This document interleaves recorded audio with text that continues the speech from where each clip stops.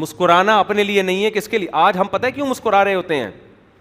آج اکثر لوگ مسکرا رہے ہوتے ہیں تاکہ میرا امپریشن سامنے والے پہ اچھا پڑے, لوگ سمجھے ماشاء اللہ بہت خوش اخلاق آدمی ہے. یہی وجہ ہے کہ جہاں امپریشن ڈالنا ہوتا ہے اور پبلک کو یہ شو مارنی ہوتی ہے کہ میں اچھے اخلاق کا آدمی ہوں, وہاں تو مسکراتے ہیں. جہاں مسکرانے کا کوئی فائدہ نہیں ہے وہاں مسکراہٹ نہیں بکھرتی. بیوی کے سامنے مسکرانے کا کوئی فائدہ نہیں ہے. بیوی سے آپ مسکرا کے بات کریں یا نہیں مسکرائیں, وہ جو شادی تو ہو گئی, اب کیا کرنا ہے بھائی مسکرا کے. جو امپریشن ڈالنا تھا پڑ گیا ہے, سیٹنگ ہو گئی. شروع میں تو بہت مسکراتے تھے جب بھی فون آتا تھا, کافی لمبی خیریت کے پروگرام چلتے تھے, کبھی بھی غصہ نہیں آیا. اس نے کتنی الٹی بات کی ہے, غصے کے کڑوے گھونٹ کو اس نے ہمیشہ پیا ہے. کہیں آنٹی کا فون آ گیا, کہیں کسی لڑکی کی مس کال آ گئی, کسی نے کہہ دیا کہ یہ چیئر یہاں سے وہاں کر دیں, کالج میں نا ہوتا ہے آج کل, تو اس نے تو صرف یہ کہا تھا کہ میری کرسی یہاں کر دیں, آپ نے کرسی جو ٹوٹی ہوئی تھی اس میں کیل بھی ٹھوک دیا آپ نے جا کے. اس کی خاطر پتہ نہیں کتنوں کو کوٹ دیا. اب جب وہ قبضے میں آ گئی ہے, آپ کے بیوی بن گئی ہے, اب کہیں بھاگ نہیں سکتی وہ, ظاہر ہے اس سے بچے ہو گئے, وہ کہاں جائے گی. اب چونکہ مسکرا کے بات کرنے میں اب آپ کو اچھا امپریشن ڈالنے کی ضرورت محسوس نہیں ہو رہی. اب یہاں مسکرا کے بات کرنے میں ثواب کے علاوہ کچھ بھی نہیں مل رہا, لہذا یہاں مسکراہٹیں مارکیٹ سے کیا ہو گئیں, شارٹ. وہاں بھی اتنا مسکرائیں گے جتنا مجبوری ہو. بعض دفعہ بیوی کا میٹر اتنا گھوما ہوا ہوتا ہے, اگر آپ نے 2-4 اور الٹی باتیں کی تو وہ پھر ایسی الٹی باتیں کرتی ہے آپ افورڈ نہیں کر. وہاں مجبوری میں مسکرا رہا ہوتا ہے, گھر بسانے کے لیے کہ یار برداشت نہیں کر پاؤں گا میں.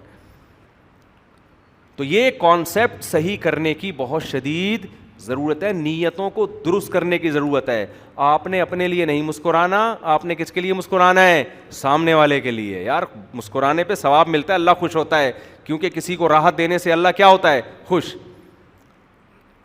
تو میں یہ کر رہا تھا کہ آپ یہ کہیں گے کہ یار ہاں, تو اس میں یہ بھی ہے کہ مسکرائیں بشرطے کے دانت صاف ستھرے ہوں. اگر نہیں ہے تو پھر میرے سامنے کوشش بہرحال کیا کریں کہ نہ مسکرائیں. اچھا ایک مسکرا لیں, کوئی اب ایسا نہ ہو بیچاروں کے دانت گندے تو آ کے کوئی مسکرائے نا, لوگ ڈر بھی جاتے ہیں. ایک چیز کا دیکھو بہت خیال کیا کرو, یہ مجلس کے آداب ہوتے ہیں, کیونکہ ہم بھگت رہے ہوتے ہیں, تو صرف میں نہیں بھگت رہا ہوتا, بہت سے لوگ بھگت رہے ہوتے ہیں, تو وہ میرے کہنے سے سب کو فائدہ ہو جاتا ہے. اسلام بار بار خیال کر رہا ہے کہ دوسرے کو تکلیف نہ ہو, مسکرا کے بات کرو, پیاز کھا کے نہ ہو, نہا دھو کے آیا کرو, مجمع میں پسینوں کی بدبو ہے نا پھینکا کرو دوسرے کے اوپر. اس سے صاف پتہ چل رہا ہے کہ اسلام اس بات کا خیال کر رہا ہے کہ آپ کے کسی بھی عمل سے دوسرے کو ذرا سی بھی تکلیف نہ ہو. اس میں اس کا بھی خیال ہے کہ جب کسی سے بات کریں نا تو منہ پیچھے رکھ کے بات کیا کریں, کائنڈلی. منہ کیا رکھا کریں تھوڑا سا. بعض لوگ منہ کے اندر گھس رہے ہوتے ہیں بات کرتے ہوئے, اتنی تکلیف ہوتی ہے, ان سے اسمیل بھی آ رہی ہوتی ہے. اسمیل نہیں بھی آئے تو اپنا سانس دوسرے کے منہ میں. دیکھو پیغمبر نے اس سے بھی منع کیا کہ آپ کا اپنا سانس اپنے پیٹ میں جائے. پینے کی چیز, کھانے کی چیز میں پھونک مارنے سے منع کیا نا, صحیح حدیث ہے, صحیح حدیث ہے. آپ صلی اللہ علیہ وسلم نے کھانے پینے کی چیزوں میں پھونکنے سے منع کیا ہے. آپ کا اپنا سانس پانی میں جائے پھر وہ آپ کے اپنے پیٹ میں جائے, اس سے نبی نے روکا ہے. تو کسی اور کا سانس آپ کے منہ کے اندر جائے, آپ کے پھیپھڑوں میں جائے, یہ تو کتنی غلط بات ہوگی. دیکھو اپنی گندگی انسان سے برداشت ہو جاتی ہے, اس سے بھی منع کیا جا رہا ہے.